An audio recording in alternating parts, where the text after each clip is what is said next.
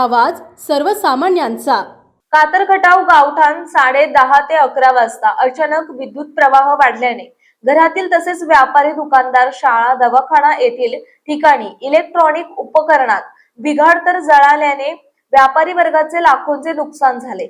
यामध्ये शाळेतील प्रोजेक्टर, इतर ठिकाणी झेरॉक्स मशीन, पंखे, कटर, ग्राइंडर्स, डंख, मोटर, स्टार्टर बिघाड व जळाल्याचे व्यापारी तसेच दुकानदारांनी अधिकाऱ्यांच्या निदर्शनास आणून दिले। या अचानक विजेच्या झटक्याने आणि बिघाड झाल्याने दुकानातील, घरातील इलेक्ट्रिक तसेच इलेक्ट्रॉनिक मशीन बंद पडल्या आहेत।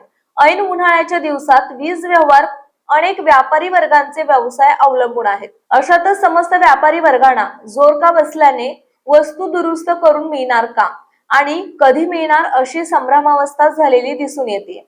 दरम्यान महावितरणच्या अधिकाऱ्यांनी कातरखटाव गावठाणात व्यापाऱ्यांच्या दुकानाला शाळा, संस्था भेटी देऊन पाहणी केली आणि याचा पाठपुरावा करून नुकसान भरपाई करण्यात येईल असे आश्वासन दिले। अशा तऱ्हेने मंडळी, नुकसान भरपाई कधी मिळणार, मिळेपर्यंत या बिघाड किंवा बंद पडलेल्या वस्तूंचे महिनाभर करायचे काय अशी एकीकडे चिंता तर दुसरीकडे चर्चा सुरू आहे। नमस्कार मंडळी, आपण पाहताय मायभूमी न्यूज। आता आपण आहोत कातरखटाव येथे। नुकतंच काल 10-10:30 वाजता अचानक विद्युत प्रवाह वाढल्याने अनेक व्यापारी, दुकानदार आणि काही संस्था, आधार सेंटर, जिल्हा परिषद शाळा अशा ठिकाणी विद्युत उपकरणे, LED असो, CCTV कॅमेरा असो, असे विद्युत प्रवाह अचानक वाढल्याने उडालेत, जळालेत असे प्रकार ऐकायला मिळत। आपण त्याच्याकडून जाणून घेतो। काय सांगाल तुम्ही? 10:30च्या दरम्यान अचानक लाईटचा असा स्पीड वाढले, फॅनचे वगैरे, आणि इन्व्हर्टरमध्ये आवाज आला आणि अचानक इन्व्हर्टर पूर्णपणे लो झाला। अच्छा। इन्व्हर्टर लो झाल्यानंतर बटन चेक केले तर इन्व्हर्टर उतरलेला दिसला। लाईट वगैरे प्रॉब्लेम असेल म्हणून इन्व्हर्टर चेक करून नंतर चेक केले तर अचानक असा फट्ट म्हणून असा जोरात आवाज आला। फॅनला वगैरे स्पीड वाढलं। अच्छा।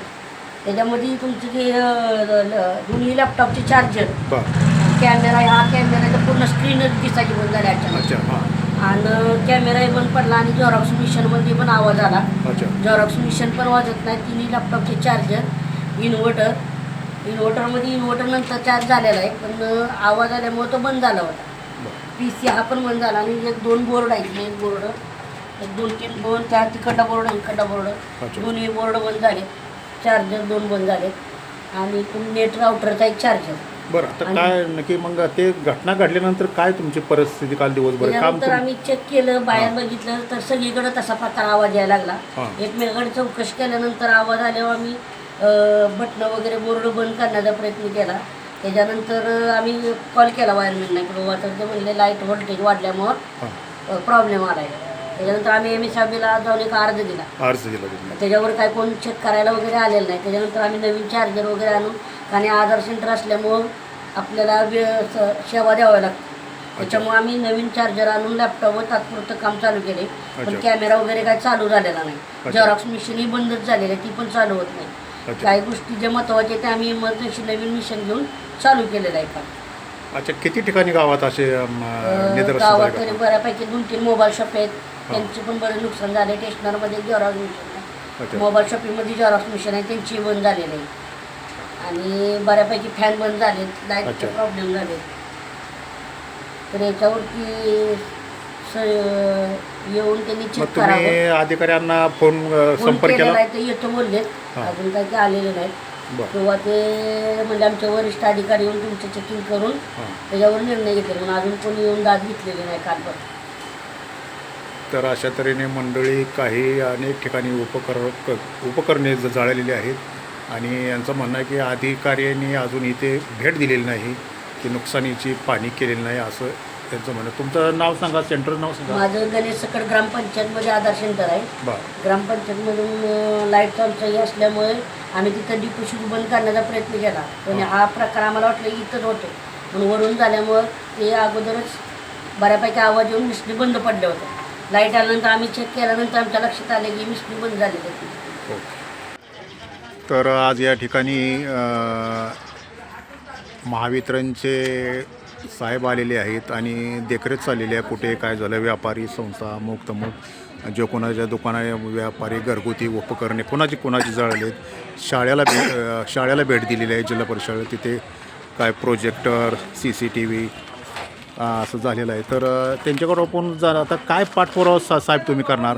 आता तुम्ही सगळ्यांची नोंद करून घेतली. नोंद करून आता तर सर्वांची नोंद करून घेतली आपण. हां, आता याचा पाठपुरावा हे आपण इलेक्ट्रिकल इन्स्पेक्टर म्हणून सातारा ऑफिस आहे ना, तिथे आपण कळवणार याची. बरं. त्याचा रिपोर्ट नाही मी बोर्ड ऑफिसला गेल्यानंतर कळवेन रिपोर्ट ह्याचा.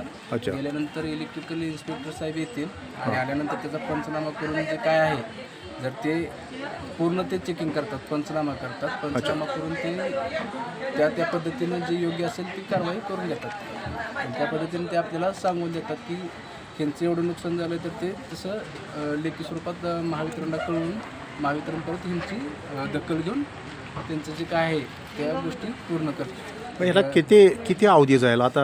ह्याला बराच वेळ जाईल, म्हणजे ही लगेच होणारी गोष्ट नाही. 1-1.5 महिना तर आरामशीर. अच्छा, म्हणजे तोपर्यंत आता एक तो घरगुती काय कोणाचा स्टार्टर गेला ती व्यक्ती म्हटली आम्ही पाणी बाहेर आणतोय. त्याच्यासाठी तर आता फोटोही काढून घेतले. अच्छा. आपण त्या पद्धतीने तशी नोंद पण केलेली आहे, त्याच्या पद्धतीने आपण कळवू.